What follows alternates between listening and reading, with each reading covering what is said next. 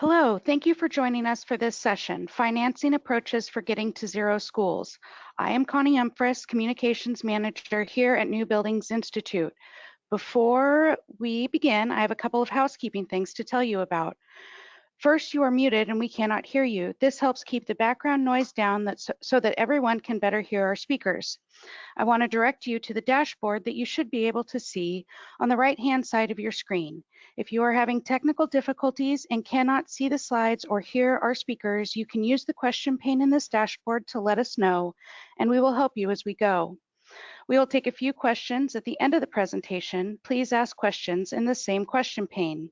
This session is being recorded. All registrants will receive an email tomorrow with links to the recording and slides for this session. Kicking off today's session is Riley Loveland, NBI Project Manager. Over to you, Riley. Thank you, Connie, and good morning to the West Coast, good afternoon to the East. So if you've patched into an NBI Schools webinar before, my voice might be a little familiar, but for those of you who haven't met me, as Connie said, my name is Riley Loveland, and I'm a project manager here over at New Buildings Institute, and I focus on zero energy schools. So welcome everybody, and thanks for joining us today. Oops, too far, there we go. So some quick background on NBI for those of you unfamiliar with us. NBI is a national nonprofit, and we work to reduce energy and carbon emissions in new and existing buildings. We research and we define best practices, and we partner with building owners, designers, utilities, and public agencies and school districts to highlight what we've learned in case studies, workshops, and webinars. And then we turn this into code and policy so that it really transforms the market for everybody. You know, we've been working in the schools market for many years, and I'm really excited to share what we've learned and have you hear from our two outstanding presenters today. For those of you seeking continuing education credit, here are the learning objectives for today for you to refer back to as needed. Through NBI's research of these zero energy buildings and zero energy schools, we have seen that zero energy schools are really leading this market in zero energy construction. That's new construction and retrofit. Zero energy is a very attainable goal for those schools across the nation. And if you're looking to find out more about how you can actually achieve zero energy for your school or districts beyond just the financing aspect of today's webinar, NBI has a zero energy webinar library that covers a range of these topics. So go to newbuildings.org/webinar to find a pre-recorded webinar. So before I pass the microphone off to our presenters today, I wanted to quickly highlight just some of the information we've collected about the approaches to the costs of getting to zero. While first cost in school construction is obviously certainly important, many design decisions can be made, and these design decisions will impact costs long after construction is complete. Something all schools and projects should consider right up front is a life cycle cost analysis, or an LCCA. An LCCA can be an effective design support tool that really quantifies the relative long-term cost implications of choices made in design. For example, air barrier testing is an upfront cost that saves money in multiple ways, like identifying a leaky envelope before the end of construction, reducing operation costs, and increasing occupant comfort and productivity. An LCCA might look at first costs, utility costs, factoring in energy cost escalation, ongoing maintenance costs, repair and replacement costs, equipment service life, and residual value. And just to note, this is all expressed in net present value, which is present day monetary value, to allow for this accurate comparison of the relative cost. You can see here on this chart that these are costs of building on a time scale. So the key point here is that, however, really these costs need to be considered, all of these costs need to be considered at the beginning. Several cost studies have been conducted to show this proof of concept that these buildings can be constructed in a cost-effective way. There's also more in process, so we'll do a little update eventually about those. And these slides will be available after the webinar for you to refer back to. From these cost studies and from this specific study done by the National Renewable Energy Lab, NREL, we're seeing that these buildings can be achieved, I'm going to underscore that, I wish you guys could see me typing it, can be achieved within typical construction budgets. However, some have even come in under a typical budget. So early design conversations should be changed from how much more will zero energy cost us to how can we actually achieve zero energy on our budget. This 2013 study by BNIM, Integral Group, Davis Langdon, and AIA really highlighted that these high performance next generation green buildings are being designed and constructed now. And this is really not about the future, this is now. There are two distinct types of these next generation green projects. There are these demonstration projects like pilot projects that obviously remain valuable in the leading industry going forward. But there's these mainstream projects that are becoming the growing cohort. This is what we're really seeing zero energy buildings start to build, especially in schools. The latter, these mainstream projects, really tend to emphasize cost control, and with project teams that are successfully attempting to achieve these high performance goals, again, within normal budget constraints. And because of this, the costs for next generation green projects are approaching those of conventional buildings. And design teams are reaching these high levels of sustainability by reducing consumption rather than simply adding on-site renewable power generation. So really, energy efficiency makes everything a lot cheaper down the road. And design teams are controlling costs by focusing on things like passive design and an integrated approach. Integrated design is really key to driving down costs. Values and determination to achieve zero energy are really the key differentiator. So to quickly sum up, because our presenters have a lot more information to present, bring zero energy into the conversation from the beginning. Use an integrated design process. This minimizes the chances of cost issues down the road and the risk of value engineering coming to take out your zero energy features. So on to today's presenters, who will show you how they have approached cost-effective zero energy projects, and then we'll talk a little bit about solar financing. So I'd first like to introduce David McElhenney. He's the Managing Director of Project Finance at SunPower Corporation, and Nick Kestner, our friend from San Francisco Unified, who's the Director of Sustainability. So that's all for me, and Nick, I'm gonna pass it off to you as soon as I give you mouse control. Go for it. My name is Nick Kestner. I'm the Sustainability Director for the San Francisco Public School District. And I've presented on a number of occasions. I'm sure some of you have heard about our work. I'm going to try to frame it in a different way this time, focusing more on finance and on costs, and to kind of explain how we've thought about the financial impact of constructing zero energy ready buildings. So here's our story of saying goodbye to fossil fuels. Let me try to see if I can get these slides to go. Yes. So in case, whoop, there's a bit of a delay. San Francisco Unified is obviously a dense urban school district. We're actually the 7th largest in California, so not huge, but not small, with about 55,000 students. Like many inner city school districts, we have a very diverse student body. Most of them are low income. We also have a lot of supportive voters, although I should point out that many of the more affluent families in San Francisco do choose to send their kids to private schools. So kind of a typical mix of students that you might expect. Now, I know you're hoping from this webinar that you're going to get some tips that allow you to build a zero energy school at no cost delta from a regular school. And Riley's already shown that schools are being built at various prices. Zero net energy schools are being built at various price points. The way I would frame that is that the zero net energy cost of construction is much less significant than where you're building, what your local labor market is, whether we're entering recession or coming out of one. All those other factors are much more important than the Z-need choices that you might make in your building. Having said that, I do believe there is a little bit of an extra charge because you're building a better building, and a better building tends to cost more, but it rewards you in better occupant comfort, in lower costs down the line. So some additional upfront cost, in our viewpoint, is warranted given the benefits that we will accrue. And I'll talk more about that as we go along. The other thing to keep in mind, of course, is that money isn't everything.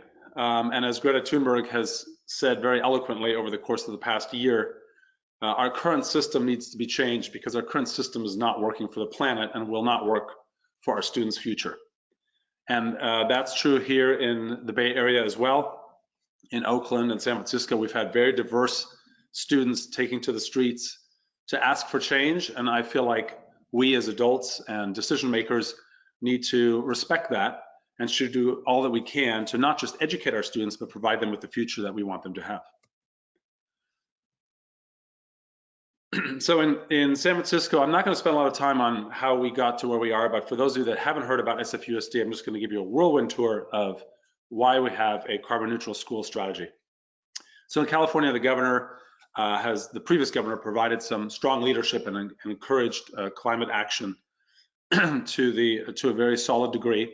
And one of the things that he called for and that the state called for is for all new residential construction and all new commercial construction in California to be zero net energy by 2020 and 2030 respectively. So that's obviously a big, hairy, audacious goal. One problem for us is that there are many new zero net energy schools going up across the country, like this one in New York. But most of our buildings tend to be existing buildings that we're modernizing. We did just recently build a new school, Willie Brown Middle School, seen here, and we did analyze the energy use, and we're kind of shocked to find that Willie Brown was actually the most energy intense middle school after its completion that we had at that time, as you can see with the blue bar at the bottom. When we slapped a solar PV system on the roof, we were able to bring that number down a little bit. But it definitely shows us that building to code is not enough to get a zero net energy ready building. You really need to take concrete action in order to reach that zero net energy target. But as I mentioned, in San Francisco, we actually have a lot of existing buildings that we need to modernize. So we're very interested in how do you take an existing building, and is it even possible to make that a zero net energy ready building? So the state, going back to the governor's goals, is hoping that by 2030, half of all existing commercial buildings will be retrofit to Z&E, an even more audacious goal than the one for new construction, which can be fairly easily done through changes to the code. We were initially skeptical that that was possible, but thanks to a design challenge initiated by the Division of the State Architect in California, we were convinced that even in buildings like ours, which look very much like this Santa Barbara example, zero net energy construction is possible in an existing building, and therefore we could begin the process of doing retrofits. So with that confidence in hand, we started to look around. We realized that we need to have energy targets, as NBI advocates on many occasions. In San Francisco, that happens to be an energy use intensity of roughly 20 kBTUs per square foot per year. We realized that the only way that we were going to meet those targets, which are shown with this kind of dashed pink line, is to switch to heat pump systems from our current steam and hydronic boilers. Heat pumps, for those of you that don't know, are these magical devices that extract heat from the air instead of actually generating heat like an electric resistance coil. So they can concentrate outdoor heat that's still present even when the air temperature drops, and they can concentrate inside a building.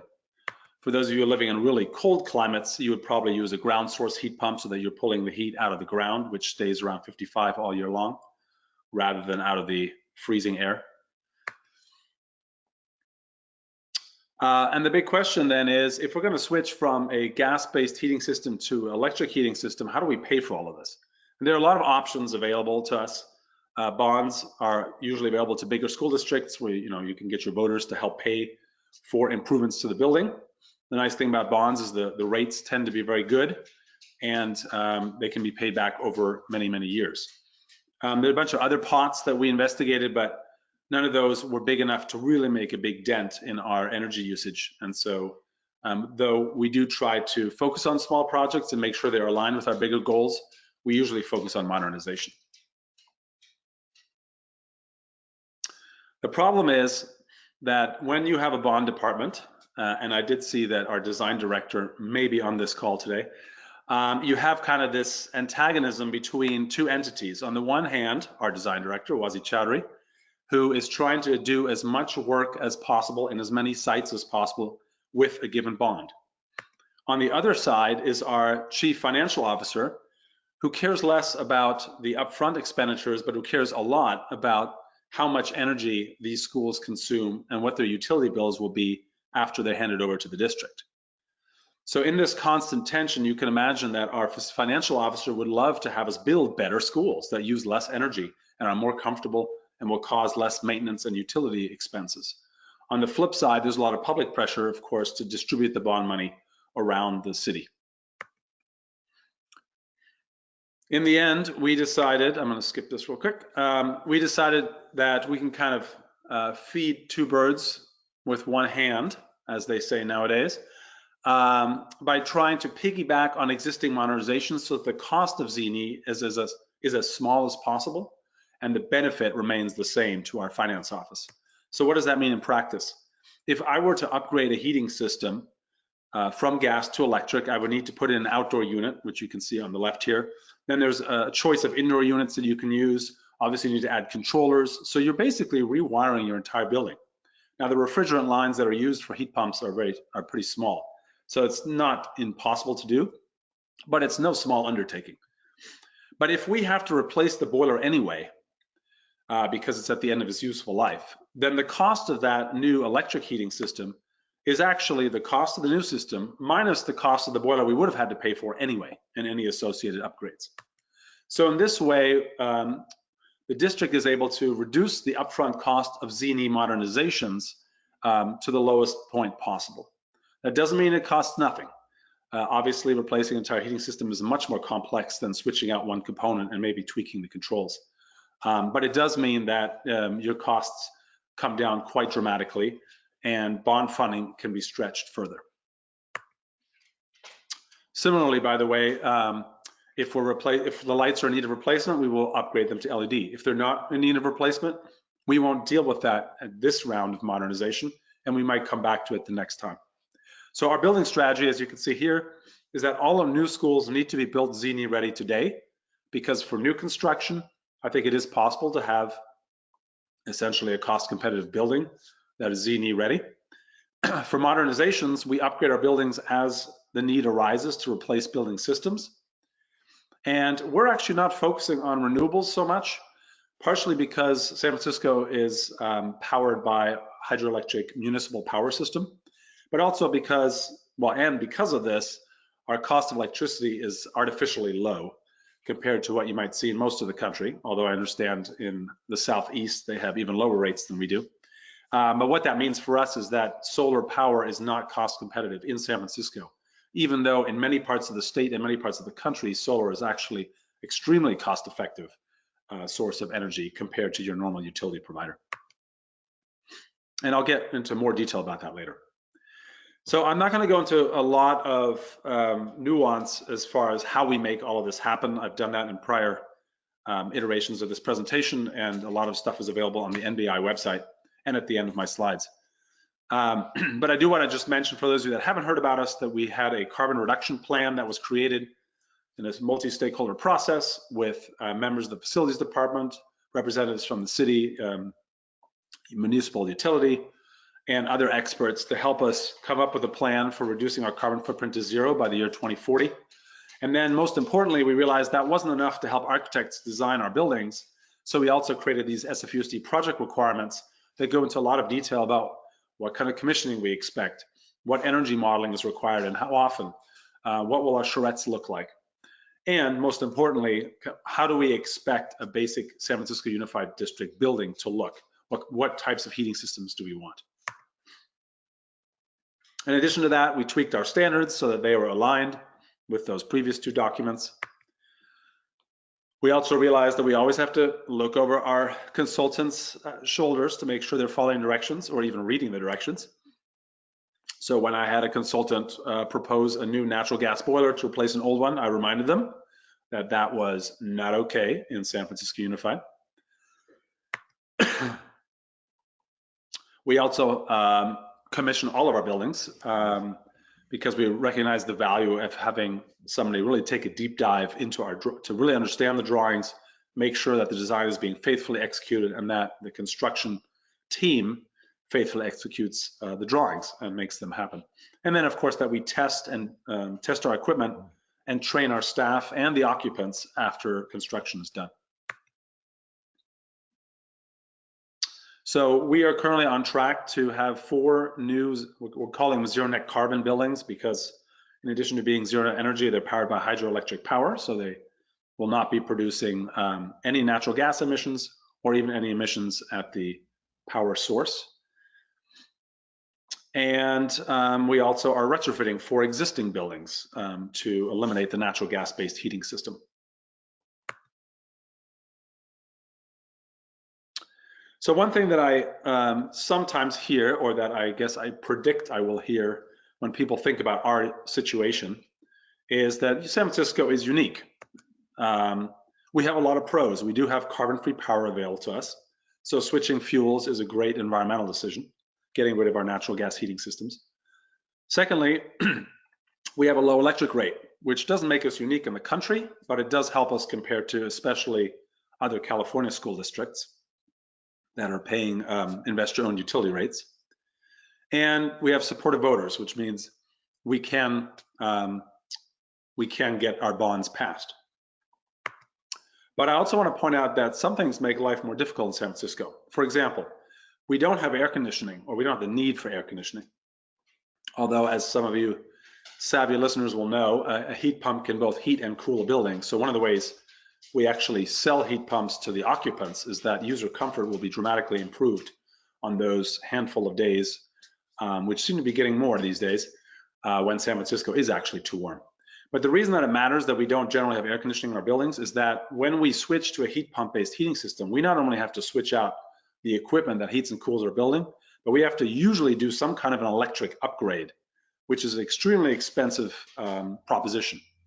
So those of you that already have air conditioning in your buildings already have the electric capacity to add a heat pump system. So for you, it's much more of a very straightforward switch out of one system for another. In fact, in your case, you could take the air conditioning and probably reuse the ducts and have an even lower delta than we do in San Francisco. The second thing is we have a low electric rate. But the thing to remember about that is because of that low electric rate, solar doesn't make sense for us. And you'll see a little bit later why that's important. So if we didn't have because of that low electric rate, I've had numerous solar vendors come to me and try to figure out how they can make solar work, but none of the power purchase agreements pencil out for us. It's much cheaper for us just to stick with our existing electric supply. And then the other benefit we have is that we actually pay a flat rate for our municipal power. So we have no demand charges and no time of use charges. We pay the same amount, whether it's 5 p.m. when the grid is really congested, or it's 10 a.m. and the sun is shining. And it also doesn't matter what our highest peak was during the day. So again, that's nice on the one hand. On the other hand, it means that batteries don't make sense for us. We can't save money using batteries. So again, one of these modern renewable energy technologies is not something that San Francisco is currently exploring, whereas some of our much smaller peers, especially in California, are doing a lot of great work in that area. So some questions that I think you should ask yourself as you move towards zero energy or zero carbon construction. One is, can your district pass bonds? That obviously is a really great way and a impactful, like high dollar value way to kickstart the process of reducing your energy footprint and maybe even going to zero. And one thing I want to point out is in San Francisco, and you have to obviously know your market, anything we do to green our schools, save energy, be a more responsible building owner, that looks good in the eyes of voters. So they tend to reward us when we sweeten up our basic bonds with some exciting projects like renewable energy or schoolyard greening.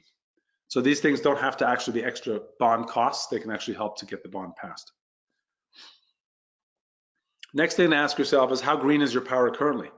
I was talking about some schools in the Southeast that I've heard have electric rates down in the 5 cents per kilowatt hour range. Most of those are powered by legacy nuclear power plants.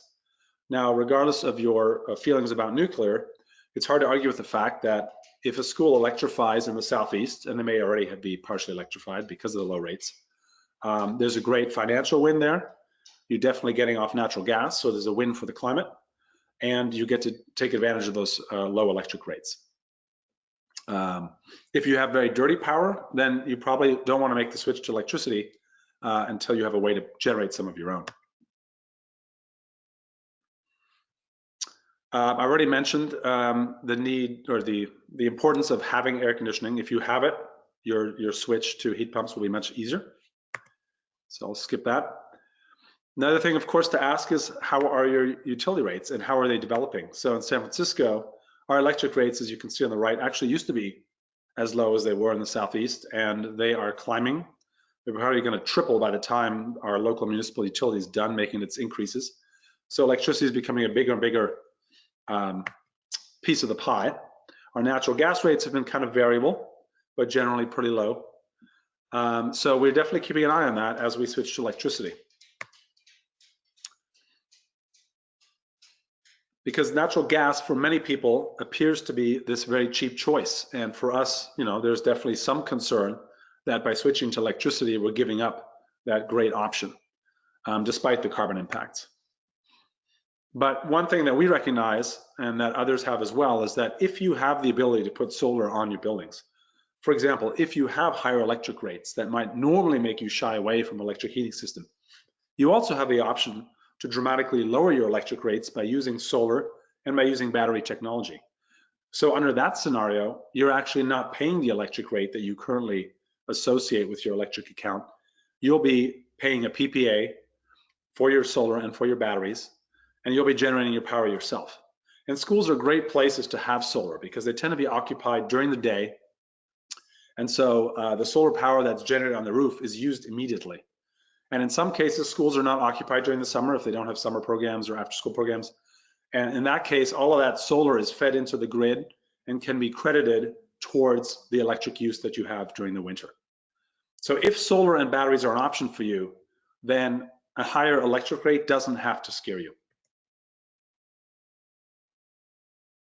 And then I mentioned time of use charges. So this is where batteries come in. If your electric rates look something like this, where you pay the most power in the afternoon, then it behooves you not to use power during the afternoon. Now, in some cases, that's not possible.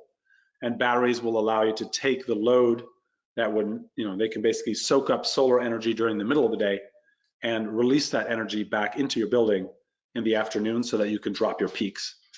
And as many people will tell you, I'm sure the next presenter as well, the nice thing about batteries is that they can pay for themselves even if the only thing they are doing is helping you to reduce your peaks. And that's kind of shown here.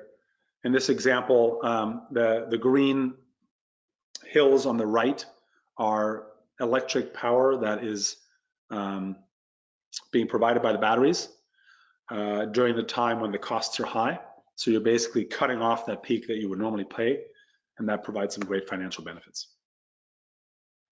So that's all I've got. My main message is we don't have time to waste. We need to reduce our carbon footprints, and we need to do it quickly. We have about 10 years to make a real dent.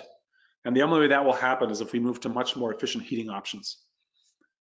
When you do that, make sure that you do think about the financials, but recognize that the landscape has changed, and there are many ways in which some of the modern technologies that are now fairly widespread across the United States can help make electric heating a very viable proposition. So with that, I cede my time to the chair. Thank you, Nick. That was excellent. So I'm going to pass the presenter off to Dave here. And Dave, it's up to you. You're next.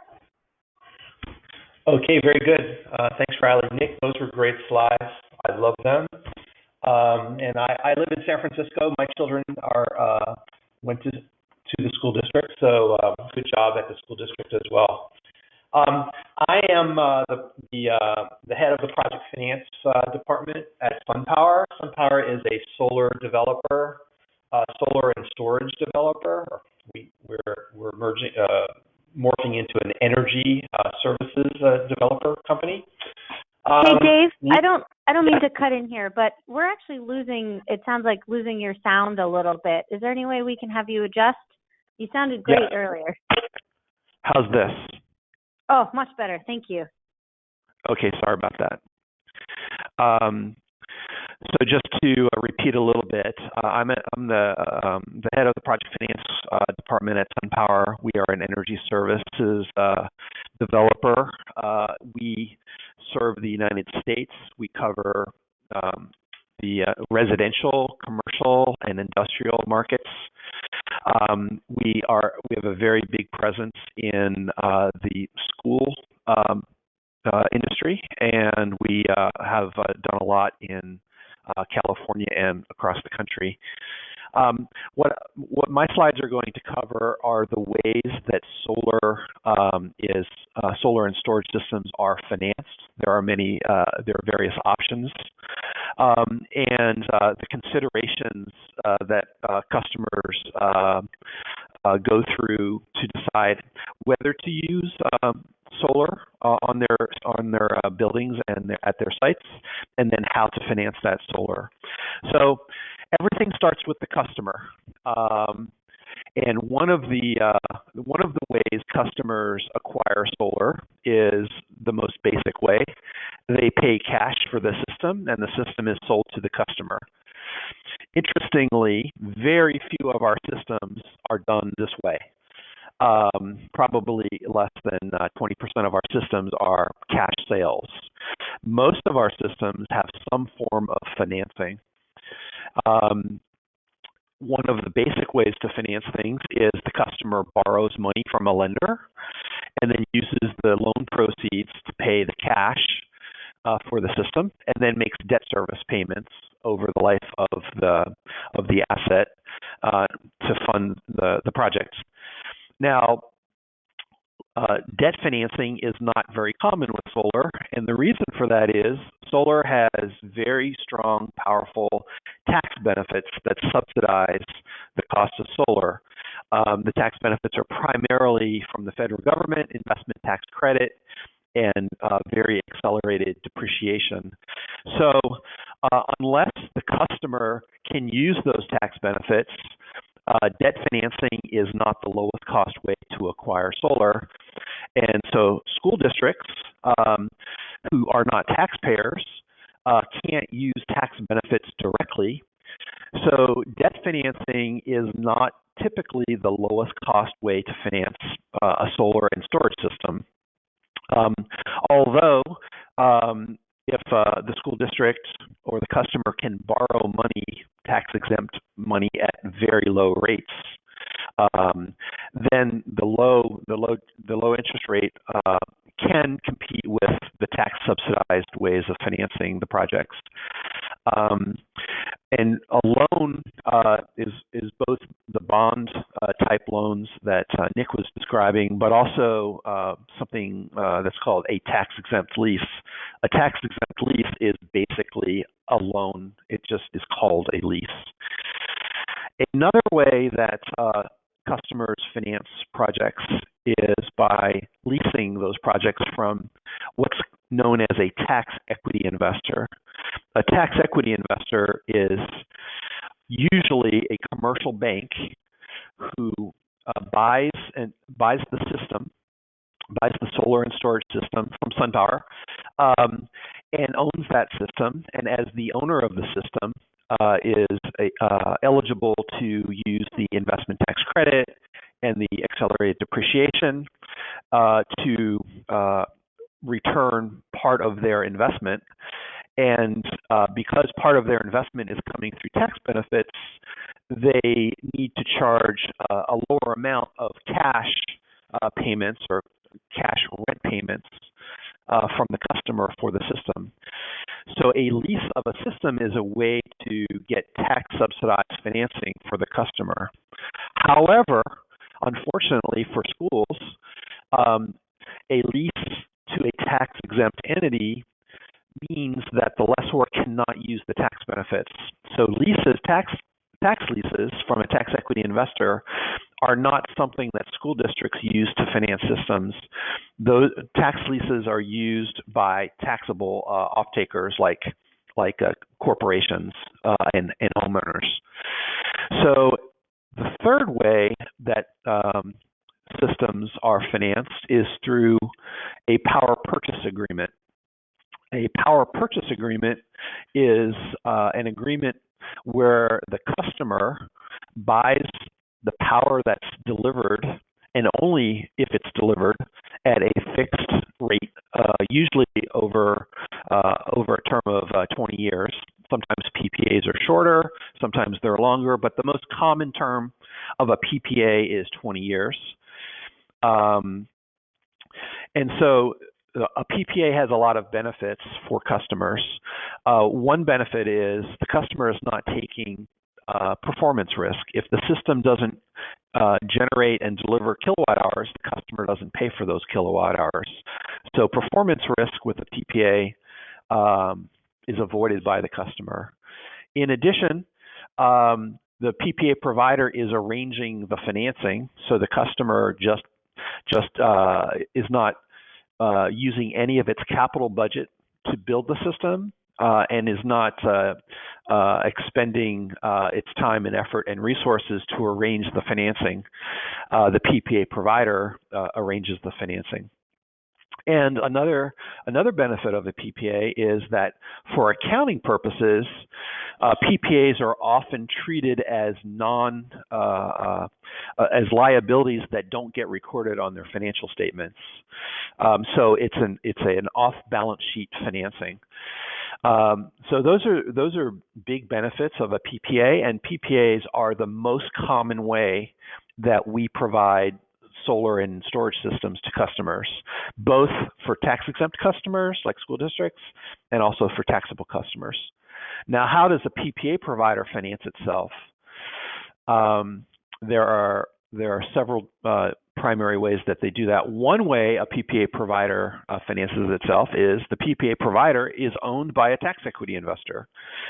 So a tax equity investor, like a commercial bank, buys the solar system and buys the entity that has the PPA contract with the customer. And that the owner needs to be a tax equity investor who can use the tax benefits. A second way that a PPA provider finances itself is by doing a sale and leaseback of the system from a tax equity investor. And that's the way the PPA provider can get tax subsidized financing from a third party. And then a third way, and probably the most common way that PPA providers finance themselves, is by forming a partnership with two investors, a tax equity investor, the commercial bank that can monetize the tax benefits, and a cash equity investor. A cash equity investor is someone who earns their return from cash flows rather than from tax benefits, and often is the system sponsor like SunPower, or an investor like a fund that doesn't use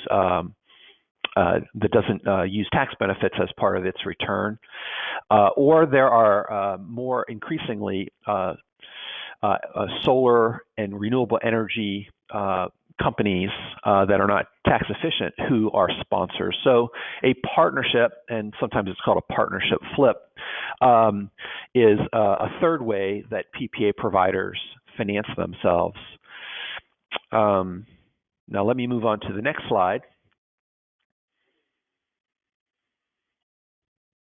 Come on, system.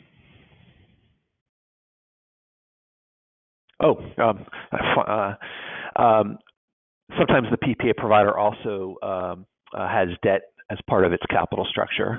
But from the customer's point of view, regardless of how the PPA provider finances itself, the customer is just paying for kilowatt hours if they're delivered, and energy services from the battery's operation if they're delivered, and all of the complication of how the financing is arranged by the PPA provider is not directly the concern of the customer. So let's go to the next slide. Okay, this slide shows the primary components of what customers think about when they're considering solar and storage for their systems.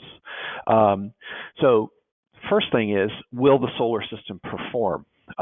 Is solar performance and energy storage performance, is that an expertise area of the customer? Is that something the customer wants to have exposure to?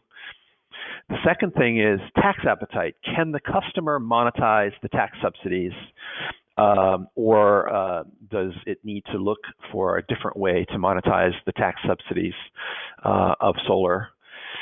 And then, does the customer have investment capital? Is there money on the balance sheet, or is there money available through bonds or debt financing to buy and own the system? Is there budgeting stress?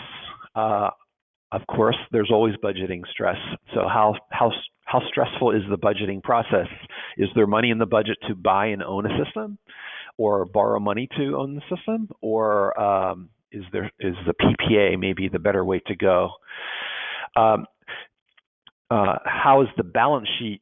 How impactful is the balance sheet presentation on the customer's decision? If a customer borrows money or does a direct lease, the future payment obligations for the loan or the lease are usually a liability on the balance sheet, increasing leverage, and many off-takers don't want to do that. And then another consideration is location flexibility. For school districts who probably plan to be at their locations for the long term, this isn't such a big issue, but for a retail customer like a department store, department stores are very sensitive to how long of a term they need to commit to, because they don't know how long they're going to be at the location. So department stores like to do short-term PPAs because they don't want to commit to a long-term payment obligation. But schools tend to like longer-term PPAs, 20, 25 years, because the longer the PPA term, the lower the rate per kilowatt hour can be, because the financing is stretched out over a longer period. And then a very important consideration, if you're doing solar and storage to save money, is what's the cost of other sources of electricity? Nick was saying that the San Francisco Unified School District has a very low cost of energy. And so comparing the solar PPA rate to the rate available from the local provider has a big impact on the economic decision to do solar. And then the final goal is green goals. Does the customer want to be green? Do they want to, are there constituents of the customer, customers, students, management, shareholders, do they want to be green? So sometimes green goals can overcome economic advantages, but typically customers do solar because it's lower cost. And green goals are nice, but lower cost is the primary driver of doing solar and storage. So below there are just a summary of the requirements and consequences of the different solar acquisition options. So ownership is the green way to go and can be the lowest cost way, but it puts performance risk on the customer. And the customer needs to have tax appetite to use the tax benefits. Obviously, schools don't have tax appetite, so then does the school have investment capital, including debt capital? And is that debt capital, is the cost of it low enough to offset the tax benefit subsidy that can come through a PPA? And does the customer have concern with how the balance sheet is impacted by the way that the solar is acquired? The second way is the direct lease, the direct tax lease, not available to tax-exempt off-takers like schools, but for corporate off-takers, a direct lease can be a low-cost way to get tax-subsidized financing, but performance risk and balance sheet impact remain with the lessee customer. And the third way is the PPA. A PPA avoids performance risk for the customer, is capital light. It's not a liability that appears on the balance sheet, but it is more expensive potentially than a direct lease or ownership if the customer has the ability to monetize tax benefits themselves. That is the end of my slide presentation. I'm happy, and I'm sure Nick is happy to answer any questions that anyone might have. Great. Thank you so much, Dave. So I'm going to pass it off to Connie, who is going to read any of the questions that came in, and then just feel free to answer as they pertain to you. Thank you. Okay, we have a question about weatherization in this process. And is weatherization a component? In addition to increasing efficiency, it seems increasingly necessary to shelter from wildfire pollution or other local air impacts. I can speak for SFUSD. I would say that is not a huge consideration for us, despite the fires that happen all around us, because we're not directly in the fire zone. So we do have smoke impacts, but we don't have kind of the need for off-the-grid resiliency that you might need if you were a California district in a little more sparsely populated area. But if you're in one of those locations, absolutely, that would be an important consideration. And I wonder if Dave could talk a little bit about any work that SunPower has done in districts or with any customers that have been in areas affected by power outages and the like. No, I don't have that much to comment on that, on weatherization. We do, not related to fires or things like that, which is all around us, as you said. Systems need to have a different structural integrity based on snow load. So if the customer is in a snow location, systems are built differently and have different output criteria. But no, I can't provide much comment on that. I'll jump in a little bit, actually. Speaking for us up in the Pacific Northwest, I know that fires are becoming an increasing issue here, where in past years in the summer, especially, they weren't really as big of an issue.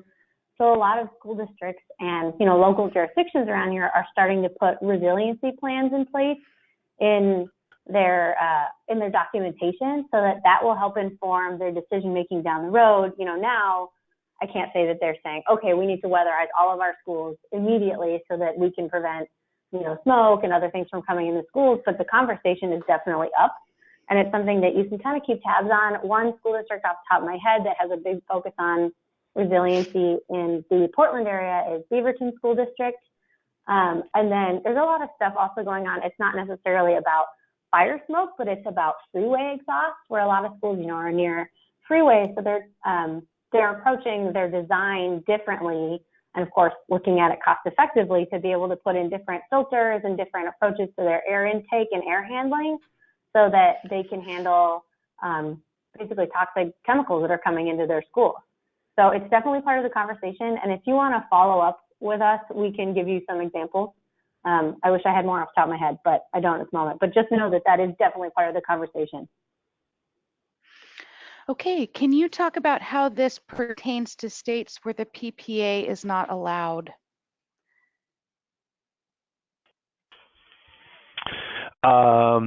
Well, if the PPA is flat out not allowed, we can't do PPA financing.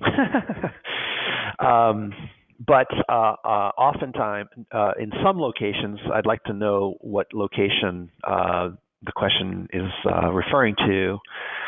Sometimes we can structure the contract to not be considered a power purchase agreement, but rather a lease.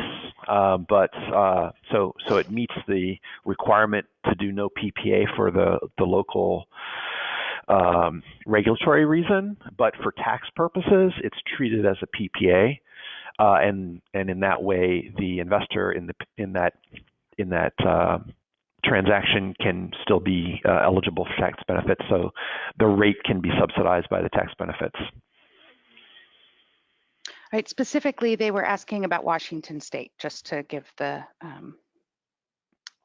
Yeah, I'm not familiar with the regulations in Washington State, but can look into that and respond back after I do some research. But there are locations where PPAs are outlawed, but instead we do what we call a lease, but the lease has a lot of characteristics that looks like a PPA, and for tax purposes, it's treated as a PPA. Okay, what is the first step beyond school bonds that I should take to find financing for my project? Well, in my view, the PPA is the way to go. A PPA does not require any funding by the districts, and typically is not treated as a debt obligation or a liability, so it shouldn't impact any borrowing constraints that the district might have. PPAs are very common in our experience with school districts. And my answer would be different states have different energy efficiency programs, or which can be used as part of a district-wide energy efficiency or zero net energy strategy. In California, until recently, that was Prop 39, which school districts have used to improve the building systems, usually lighting or HVAC, but occasionally things like windows too. My caveat there is it is sometimes easy to do a bunch of low-hanging fruit, and then you're still left with kind of the big stuff. So if you have an opportunity to package projects together so that some of the more cost-effective stuff like lighting is packaged together with a heating upgrade, let's say, that would be kind of a smart way to go. I think in Riley, I remember Aaron in Oregon telling me that they have some money available too, some energy trust or whatever. So I think that's kind of a state-specific thing that you would have to research. But I think most state energy offices will, either have a rebate finder, or even there's, I think it's Desire is the name of the nationwide rebate finder that explains what kinds of efficiency monies are available. And then the other thing, which some districts do, we've had a bad experience with it, but that doesn't mean it has to be bad for everybody, is to use an energy service company, which essentially is kind of like a PPA for energy efficiency. You basically have a company come in, improve, they do an audit of your building. They agree to upgrade certain pieces of it, which they package into a project, and then they charge you for it over the course of the next 10, 15, 20 years. And the cost of the monthly fee that you pay them is obviously should be negotiated to be less than the extra energy that you currently use. In other words, you save more on your utility bill than you pay to this company. And after you've paid off your project, then the energy savings will hopefully continue, but you will no longer have these payments to make. So that's called an energy service company, or ESCO. And a lot of people do that when they don't have kind of a readily available source of funding, because the project hosts, or not the host, but the project executor comes with financing, essentially. Okay, and one more question I have here. We have gotten many answers from solar providers about what they can provide us, and the one they suggest is always the quote unquote best. How do I know which solar financing choice is going to be the best for my district?